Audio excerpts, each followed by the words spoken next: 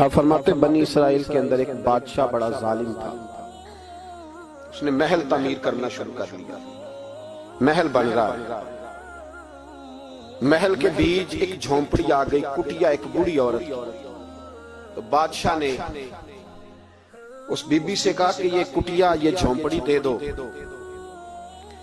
میرے محل کا نقشہ خراب ہوتا ہے۔ بوڑھی کہنے لگی میں بیوہ بھی ہوں، بے اولاد بھی ہوں، جب میں بیاہ کے یہاں آئی تھی تو میرے ابا نے کہا تھا بیٹی تیرا جنازہ نکلنا چاہیے، تو چلو میں پکا ہوا کھا لوں، تھوڑا وقت رہ گیا ہے، مر جاؤں گی تو تمہارا ہی ہے، میرا کون سا قبالی وارث ہے، چلو زندگی کی جو سانسیں رہ گئی ہیں مجھے یہاں گزار لینے دو۔ بوڑھی منت کرنے لگی، بادشاہ نے کہا نہیں نہیں، تو پیسے لے اور ہمیں خالی کر کے دے جھونپڑی۔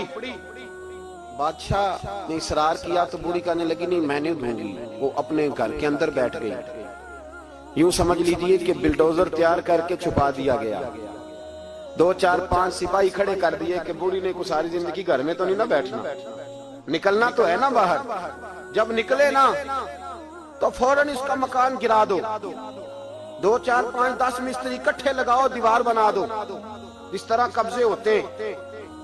بوڑھی کچھ دیر تو چمٹی رہی گھر کے ساتھ، پھر اس کو نکلنا بھی تھا۔ جب اس نے سمجھا کہ امن ہو گیا ہے پھر وہ بوڑھی باہر نکلی، اور جب وہ گئی نا، جب وہ گئی باہر چند گھنٹوں کے بعد واپس آئی تو جھونپڑی گری ہوئی تھی، گھر کی چھت کے تنکے ہواؤں کے ساتھ بکھرے ہوئے تھے، نیا مکان بن گیا۔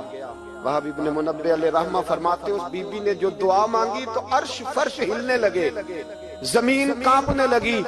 اس بی بی نے لفظ پتہ کیا ادا کیے؟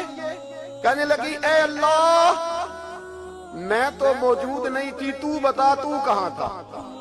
اللہ میں تو نہیں تھی، زینب کی اماں بھی پوچھتی ہے اللہ میں تو نہیں تھی، تو تو موجود تھا نا؟ عرش کا مالک کہتا میں ہلا دوں گا۔